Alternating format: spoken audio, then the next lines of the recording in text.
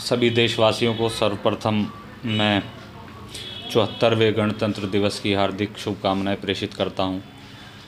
और चूँकि Republic day है और रिपब्लिक डे के नाते जब ये गणतंत्र बना हमारा देश, तो सबसे पहले संविधान में ये कहा गया कि सेक्युलर देश है ये। और आजकल हम देख रहे हैं कि सेक्युलरिज़्म की परिभाषाओं को हमने बदल दिया है। हर धर्म, जाति, वर्ग के लोग अपनी अपनी परिभाषाएं गढ़ रहे हैं। सेक्युलरिज़्म पे बात न करते हुए मैं सीधे सीधे उन सभी लोगों से ये कहना चाहता हूँ कि हम जिस आज़ाद हिंदुस्तान में रह रहे हैं, उस आज़ाद हिंदुस्तान की बुनियाद मोहब्बत पर थी।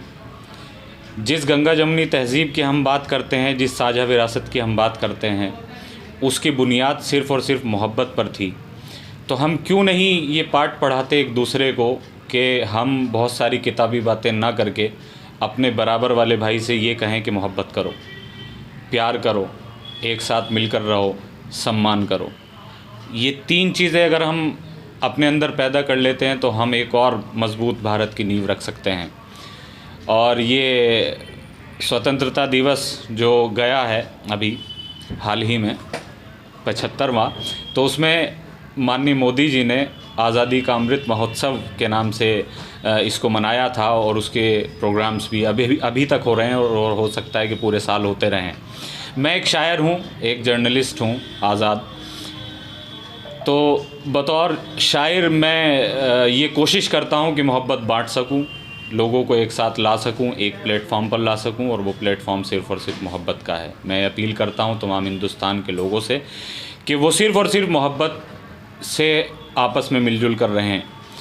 लेकिन एक सवाल है कि हम जब कुछ बातें, कुछ लफ्ज़ जब हम सुनते हैं तो एक दूसरे के लिए हम पता नहीं क्यों कि हम गुस्से का शिकार कर लेते हैं। मसलन कि हमने किसी मुस्लिम ने हर हर महादेव सुना तो वो नाराज़ हो जाता है कि कुछ ना कुछ ख़राब होने वाला है, या मसलन किसी हिंदू भाई ने नारे तकबीर सुना तो वो नाराज़ हो जाता है कि पता नहीं कुछ क्या अजीब होने वाला है। मैं नहीं समझ पाता इन सब चीज़ों को।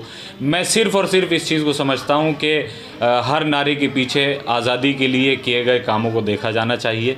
मेरी एक गज़ल है, एक नज़्म है, नज़्म नुमा गज़ल है, मैं वो आपको सुनाना चाहता हूँ कि एक इसकी तमहीद ये है कि इनकलाब का नारा है और वो है नाराए तकबीर के साथ। जब मैं बतौर मुसलमान, मेरा नाम तारिक उस्मानी है, तो जब मैं नाराए तकबीर लगाता हूँ तो ये ना समझा जाए कि मैं कोई किसी से झगड़े की बात कर रहा हूँ, किसी से जो है बेवजह की मारपीट की बात कर रहा हूँ, बल्कि उस नारे तकबीर के पीछे कोई बहुत अच्छा पॉजिटिव मैसेज भी हो सकता है।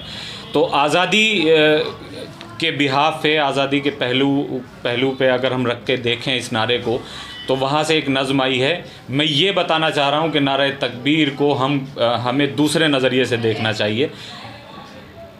शेर के इनकलाब का नारा लगाया नारे तकबीर के साथ। इनकलाब का मौलाना अल्ताफ़ हुसैन हाली ने यह नारा दिया था, इनकलाब जिंदाबाद। इनकलाब का नारा लगाया नारे तकबीर के साथ, मुल्क की खातिर सर को कटाया नारे तकबीर के साथ। और देवबंद से दिल्ली तक हर पेड़ पे लाशें लटकी थी, देवबंद से दिल्ली तक हर पेड़ पे लाशें लटकी थी, हमने अपना खून बहाया नाराए तकबीर के साथ। और इंडिया गेट पे नक्श हैं अब भी तारीख़ों के बाब सभी, इंडिया गेट पे नक्श हैं अब भी तारीख़ों के बाब सभी, आज़ादी को हमने पाया नाराए तकबीर के साथ।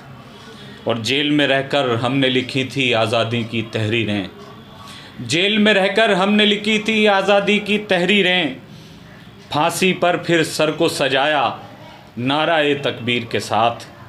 और रंग दे बसंती चोला गाकर चले थे जो मंजिल की तरफ। बतौर ख़ास ये शेर उन तमाम लोगों के लिए जो इन नारों से डरते हैं और इन्हें नफ़रत का नारा समझते हैं कि रंग दे बसंती चोला गाकर चले थे जो मंजिल की तरफ, हमने उनका साथ निभाया नाराए तकबीर के साथ। और गांधी, नेहरू, वीर भगत सिंह, अशफाकुल्ला खान हमीद, गांधी, नेहरू, वीर भगत सिंह, अशफाकुल्ला खान हमीद, हमने इनका मान बढ़ाया नाराए तकबीर के साथ, और नाराए तकबीर को तुम इस पहलू से भी याद रखो, नाराए तकबीर को तुम इस पहलू से भी याद रखो, हमने देश आज़ाद कराया नाराए तकबीर के साथ, इनकलाब का नारा लगाया नाराए तकबीर के साथ, मुल्क की खातिर सर को कटाया नाराए तकबीर के साथ।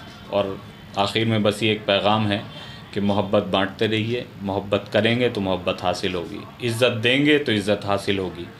इसी के साथ मैं एक बार फिर आप सभी को रिपब्लिक डे की बहुत बहुत मुबारकबाद पेश करता हूँ। जय हिंद, जय भारत।